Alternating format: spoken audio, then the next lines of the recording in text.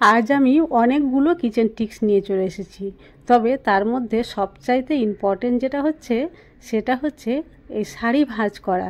এখন তো ফেস্টিভ্যাল, আর প্রতিদিনই নতুন নতুন সবাই শাড়ি পরবে, কিন্তু শাড়ি পরাটা অন্য ব্যাপার, আর শাড়ি পরে রেখে দেওয়াটা আবার অনেক খারাপ ব্যাপার।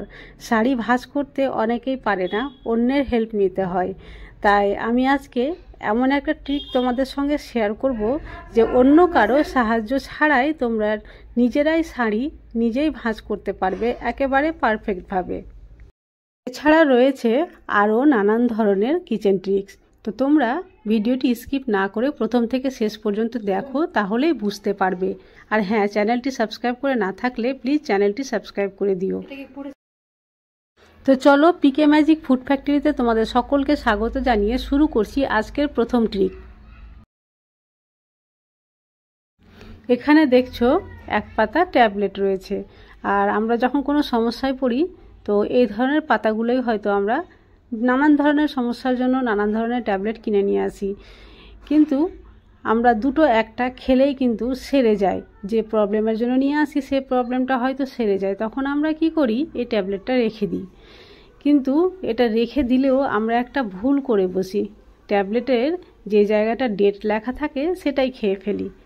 না, ডেট কি করে খাবো, তাই তো ডেটটা খাই না, তবে ডেট যে জায়গায় লেখা থাকে সেই জায়গা থেকে যদি আমরা ট্যাবলেটটা খেতে শুরু করে দিই তাহলে ডেটটা কিন্তু থাকে না। এবার ট্যাবলেটটা এরপরে যখন আমাদের প্রয়োজনে পড়বে তখন আমরা বুঝতেই পারি না যে সত্যিকারে এর ডেটটা রয়েছে এখন খাওয়ার মতো, না এক্সপায়ারি হয়ে গেছে, তখন সমস্যায় পড়ে যায়। তাই যে কোনো ট্যাবলেটই দোকান থেকে নিয়ে এসে খাওয়ার সময় ডেট যেখানে থাকবে না তার উল্টো দিক থেকে চেষ্টা করবে খাওয়ার। তাহলে যদি ট্যাবলেট কিছুটা বেঁচেও থাকে তাহলে সেটার তোমরা এক্সপায়ারি ডেটটা খুব সহজেই বুঝতে পেরে যাবে। আশা করছি ট্রিকটি যদিও ছোট্ট তবুও খুব ইউজফুল এবং খুব কাজে লাগবে। চলে আসছি পরবর্তী ট্রিকে। এই ধরনের ব্যাগগুলো আমরা সব সময় ইউজ করি না, অর্থাৎ এই ব্যাগগুলো রেগুলার ইউজের জন্য নয়, এগুলো কোনো ওকেশানে হয়তো আমরা বার করি, কিন্তু দেখা যায় অনেক দিন পর পর ব্যবহার করার জন্য এর চেনটা অনেক সময় এইভাবে আটকে আটকে চলে, মানে ঠিকঠাকভাবে চলে না। তো এভাবে একটু টানাটানি করলে ছিঁড়েও যেতে পারে বা চেনটা কেটেও যেতে পারে। তার জন্য আজকে একটা ছোট্ট ট্রিক, এই চেনের মুখে এইভাবে একটু সাবান যদি লাগিয়ে দেওয়া যায় তাহলে চেন আগের মতো আবার ফ্রি হয়ে যাবে। দেখো এভাবে আমি লাগিয়ে দিলাম, আর প্রায় 5 মিনিট অপেক্ষা করে তারপরে এই চেনটা একটু এই যে এইভাবে সামনে পিছনে করে একটু যদি টানাটানি করি তাহলে একেবারে সম্পূর্ণভাবে ফ্রি হয়ে যাবে। আর দেখতে পাচ্ছ কতটা ফ্রি হয়ে গেল। আশা করছি এই ট্রিকটিও তোমাদের খুব কাজে দেবে। চলে আসছি পরবর্তী ট্রিকে। এখানে একটা জ্বলন্ত মোমবাতি দেখতে পাচ্ছ তোমরা।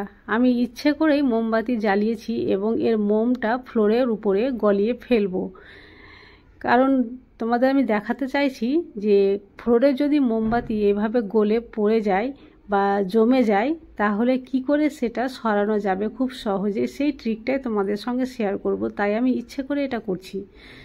তবে এই রকম অনেক বাড়িতেই হয়ে থাকে যে মোমবাতি মেঝেতেই অনেকে লাগিয়ে দেয়, অনেকে আছে যে বাচ্চারাও এটা অনেক সময় মোমবাতি নিয়ে খেলা করে বা এভাবে ফেলে দেয়।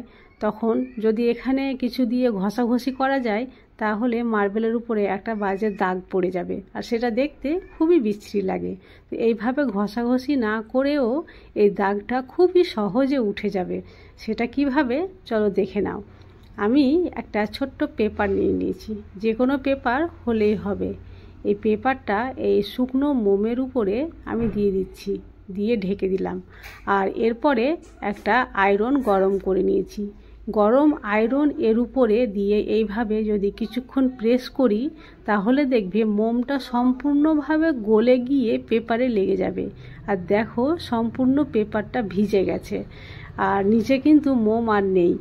আমি এবার তোমাদের এই পেপারটা উঠিয়েও দেখাচ্ছি কতটা পরিমাণে এটা ভিজেছে, আর মোম কিছুই নেই। আমি হাত দিয়েও তোমাদের দেখাবো, কিছুই থাকবে না।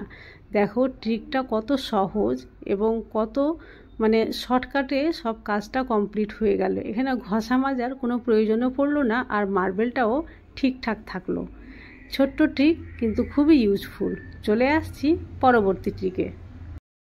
এখন তো ফেস্টিভ্যাল, আর সবাই চায় নতুন নতুন শাড়ি পরতে, কিন্তু শাড়ি তো শখ করে অনেকেই পরে ফেলি, কিন্তু শাড়ি ভাঁজ করতে অনেকেই পারি না।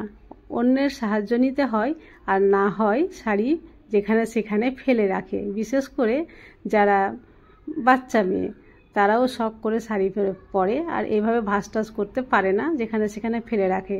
তো মা হয়তো অনেক সময় বকাবকিও করে। তো এই জিনিসটা কারা কারা রিলেট করতে পারছো, কার সঙ্গে এরকম হয় বাড়িতে, আমাকে অবশ্যই কমেন্টে জানাবে। আর আজকের ভিডিওটা দেখো, তোমরা মার কাছে গালিগালাজও খাবে না। তো কি করে, চলো তোমরা কারো সাহায্য ছাড়াই শাড়ি পরে আবার নিজেই ভাঁজ করে রেখে দিতে পারবে, শুধুমাত্র একটা চিমটার সাহায্যে, যেটা কিনা আমরা রুটিতে ব্যবহার করি, রুটি করার চিমটা। তো চলো আমি প্রথমে শাড়িটা এইভাবে খুলে নিলাম। যেভাবে শাড়ি পরে নেওয়ার পরে খুলে আমরা ছড়িয়ে ছিটিয়ে রাখি বিছানায়, সেইভাবেই আমি ছড়িয়ে ছিটিয়ে রেখে দিয়েছি। এবার আমি সেই চিমটার সাহায্যে এই শাড়িটা ভাঁজ করব, কারো কোনো রকম হেল্প ছাড়াই। আর সেই ট্রিকটাই আমি তোমাদের শেখাচ্ছি, যাতে করে তোমরা শাড়ি পরে নিজেরাই ভাঁজ করে নিতে পারো, আর কোনো রকম কারো হেল্পেরও দরকার পড়বে না। দেখো কিভাবে করছি আমি। শাড়ির এক সাইডটা আমি এইভাবে চিমটাতে বাঁধিয়ে দিয়েছি, আর এইভাবে শুধু ঘুরিয়ে যেতে হবে, আর কিছুই করতে হবে না। আমি যেহেতু এটা আঁচলের দিক থেকে শুরু করেছি, তো একেবারে শেষ প্রান্ত পর্যন্ত করে নিতে হবে। আর যদি শেষ প্রান্ত থেকে শুরু করতাম, তাহলে আঁচলের দিকটা আমার শেষে এসে পড়তো। তো যাই হোক, আমি এইভাবে করে শুধু রাউন্ড রাউন্ড করে ঘুরিয়ে নেব, আর চিমটাটা আমি একটু চেপে চেপে রাখবো, যাতে শাড়িটা হাত থেকে সরে না যায়। এইটুকুটাই করতে হবে, আর কিচ্ছু করতে হবে না। দেখো সম্পূর্ণটাই করা হয়ে গেছে। এবার চিমটাটা আমি খুব সূক্ষ্মভাবে বার করে নিলাম, আর দেখো কত সুন্দরভাবে শাড়িটা ভাঁজ হয়েছে। তোমরা না দেখলে বুঝতেই পারবি না। আমি লম্বা করে দেখাচ্ছি, আর একটু ভিডিওটা তোমাদের ভালোভাবে দেখাচ্ছি। বিছানায় রেখে আমি এটা তোমাদের দেখিয়ে দিচ্ছি যে কত সুন্দরভাবে ভাঁজ হয়ে গেছে। একেবারে সমান এবং পারফেক্টভাবে হয়েছে, কোনো রকম ভিতরে কোনো কুচকানো কোনো কিছুই নেই।